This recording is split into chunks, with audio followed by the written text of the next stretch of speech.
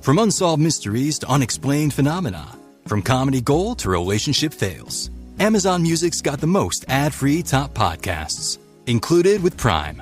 Because the only thing that should interrupt your listening is, well, nothing. Download the Amazon Music app today.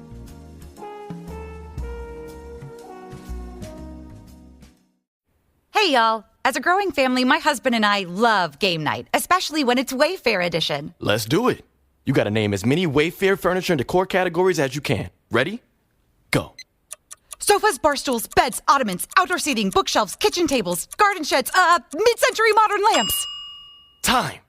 Nice. You got 9 out of a lot. Not too bad. Keep practicing by visiting Wayfair.com, where you can shop every style for every home. Wayfair, every style, every home. This is Optimal Work Daily. Define success to create success. Starting now. By Alissa Finerman with tinybuddha.com. Quote, "What matters is the value we've created in our lives, the people we've made happy, and how much we've grown as people." End quote. Daisaku Ikeda. Ah, success.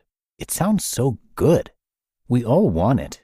But are you brave enough to define what success means to you and go for it? Society conditions us to define success as being the best, attaining prosperity, making a lot of money, or having a fancy CEO title. I thought I had success 10 years ago, where I spent 5 years working on Wall Street at Credit Suisse, an investment banking firm in New York City. I started as an associate on the corporate bond sales desk and was promoted to a vice president. I worked at the firm as a summer intern between my first and second years of business school and received a full-time offer. I remember being very hesitant about taking the job because I knew it wasn't my passion, but I didn't know what else I wanted to do. It was exciting when I first stepped on the trading desk. Tons of energy, noise, and people sitting less than 3 feet away from me on both sides. In an unexpected way, the noise faded into the background and I became used to it. I enjoyed the job at first and how fast-paced it was, but after a few years, I realized that I was not engaged on this path. I believed that there was something more for me. It was confusing because I had a good salary, good title, and a good life, but it wasn't fulfilling. Many thought I was successful by the traditional definition, but I did not feel like I was on my true path and making a difference. I stayed in finance for a while, hoping my feelings about the role would change. They didn't. Although I'm interested in the markets, I'm not passionate about them. I wanted to read personal development books in my free time rather than Barron's and Business Week. The truth was, finance, although a great path for some, wasn't my path. This took me a while to admit.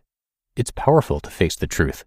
The job was draining my energy, and after a few years, I wasn't excited to start my day.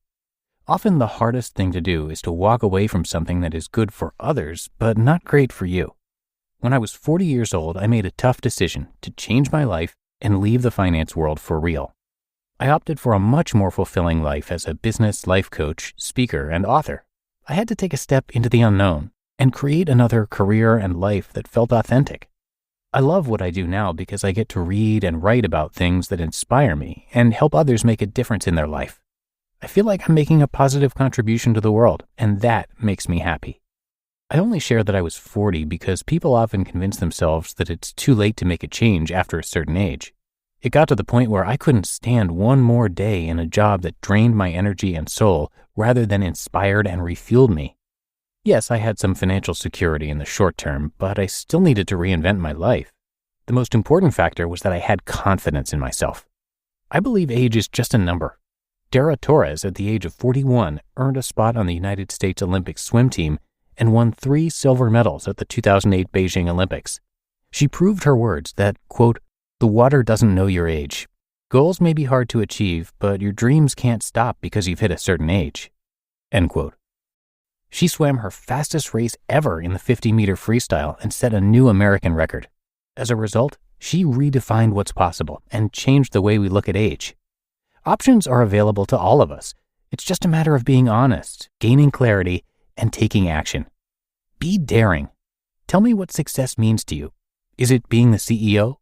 Starting your own company? Being financially independent? Volunteering and helping others? Having good friends? Carving out time for your favorite hobby such as photography? Being in shape? Loving yourself? or spending time reading to your children. I've met a lot of people who've achieved quote-unquote success, but feel unfulfilled and unclear on what they believe it means to succeed. True success is based on our personal set of beliefs, our values, and the choices we make throughout our lives.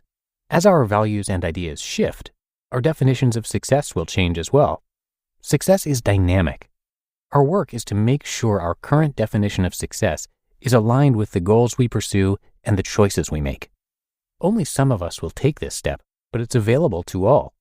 One person may define success as being married, working for a good company, and having savings in the bank, and someone else by being healthy, making a difference, or making yourself a priority. It's a personal decision. For me, success is about making a positive contribution to the world and sharing my best self. It's not about the dollar signs. Opportunities emerged when I realized success is internal rather than about externals.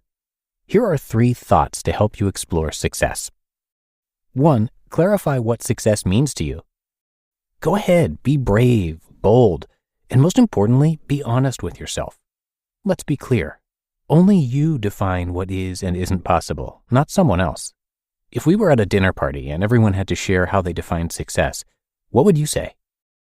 2, pursue goals that are both important and priorities in your life. In his book, Open, one of the world's greatest tennis players, Andre Agassi, talks about the first time he earned the #1 ranking in the world. He said that he felt empty and unfulfilled. It wasn't until Agassi won the French Open and put his tennis earnings toward building charter schools for underprivileged children and helping others that he felt a deeper sense of fulfillment. And he met his wife, Stephanie Graf. The takeaway is that being #1 may equate to external success, but it doesn't necessarily equate to fulfillment. Do your goals add meaning to your life? And 3, believe that you can achieve success or top 1% moments from any starting place in life.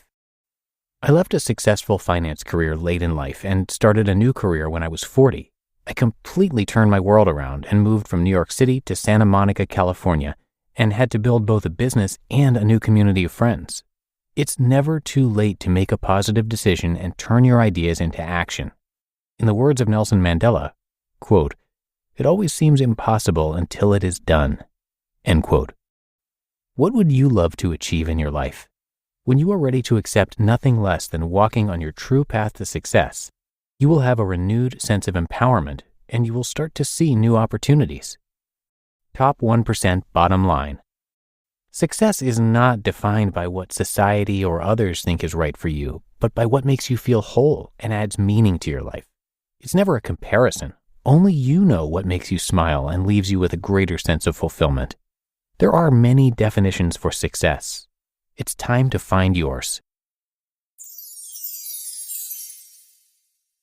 You just listened to the post titled, "Define Success to Create Success, Starting Now," by Alissa Finerman with tinybuddha.com.